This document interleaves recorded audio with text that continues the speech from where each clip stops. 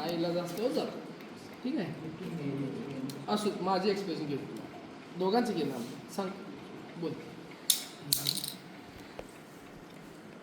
मग आता तुला पेनची इंटेन्सिटी कसं, पेन आता कमी आहे का? इंटेन्सिटी म्हणजे सोमवारपासून माझा पाय टेकायला लागला. पण ज्यावेळेला मी पायऱ्या उतरतो, पायऱ्या चढतो किंवा ते सोडून नॉर्मल तिकडे तिकडे जास्त, आता आपण चालताना कधी कधी फास्ट चालायला लागतो, ते जमत नव्हतं. नॉर्मल मला वॉक करता येत होतं. ते पण कसं की आपण जसं पाय थोडा बेंड करतो वॉकिंग मोमेंटच्या वेळेला, जरासं आपण फ्लेक्स करतो, एक्सटेंड करतो, तर मला जो पाय टाकायला लागायचा तो पूर्ण स्ट्रेट टाकायला लावायचा. म्हणजे नीमध्ये पण बेंड करत नव्हता आणि अँकलमध्ये पण. माझा फक्त हा पाठीमागची टाच टेकायली, पुढचा भाग टेकत नव्हता. सोमवारीसुद्धा, सोमवारी पण संध्याकाळी सेम कंडिशन राहिली माझी. सोमवारी पण हां, मी कॉलेजला आलो होतो, म्हणजे पेन चालूच होतं मला. मी दोन्ही म्हणजे टाईम ॲसिक्लोफेनॅक आणि हे पॅरासिटामॉल प्लस सरायटोपेप्टिडेस घेतच होतो. आणि मंगळवारी फर्स्ट टाईम म्हणजे मला व्यवस्थित पाय टेकता आला.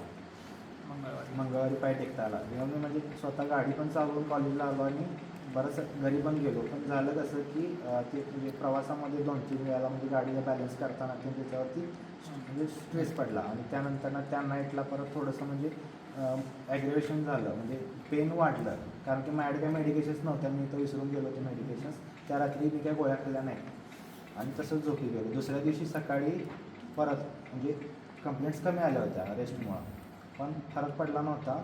पेन चालूच आहे अजून पण. आणि पाय म्हणजे पूर्ण टेकतो आहे माझा आता, बॅलन्स घेता येतो, नॉर्मल चालता येते. पण ज्यावेळेला मी फास्ट चालण्याचा प्रयत्न करतो किंवा जिना चढण्याचा प्रयत्न करतो नॉर्मल लोकांसारखं, त्यावेळेला मला अचानक पेन येतं अँकलमध्ये. आणि असं वाटतं की बाबा माझं टेंडॉन कधीतले मसल्स आहेत त्याच्यावरती स्ट्रेस पडायला लागला. आता तुझं आता पेन तुला कमी वाटते पहिल्यापासून? पेन कमी वाटते, पण ज्यावेळेला आता माझा हा, मी काय म्हटलं की मी पाय आता चालतो. आता ह्या प्रश्न कशासाठी विचारला असतो? तर त्याला 3 दिवसापासून सर तो म्हणतोय की त्याला म्हणजे जराही पाय ठेवलेला तर त्याला प्रेशर, म्हणजे जराही प्रेशर लागलं तर त्याला पेन होत होता. आता ते 2 दिवसानंतर त्याचा ॲलोपॅथिक मेडिसिन्स घेऊन आला आहे तो.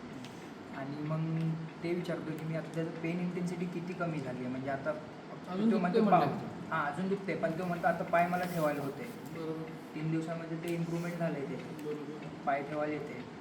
मग आता ते आपल्यासाठी काय माहीत फायदा ते सर आता आपल्याला हे बघावं लागलं ना की कुठल्या पेन कसल्या टाईपचं आहे, एक्झॅक्टली कुठल्या लोकेशनवर आहे. त्याच्यापेक्षा असं विचार, आता अजून किती दुखते, अजून किती दुखते? ज्या पूर्वी दुखत होते आता अजून किती? नॉर्मली जे पाय टेकताना दुखायचं ते बंद झालं, म्हणजे मी चालू शकतो आता. फक्त पेन स्टार्ट होतात फास्ट वॉक करताना, स्टेअर्स क्लाइंब करताना, डाऊन करताना. लक्षात राहत नसते परत. अजून ते पेशंटची भरपूर गोष्टी घ्यायच्या असते. इथे ना आता वर आता पेन इन राईट अँकल, बरोबर ना? इनिशियली स्वेलिंग होती, ते पण लॅटरल साईडला होती, मेडियली काही स्वेलिंग नव्हती त्यामध्ये. राईट साईड आहे ना, राईट साईडमध्ये. काय झालं मॅडम? मंगळवारी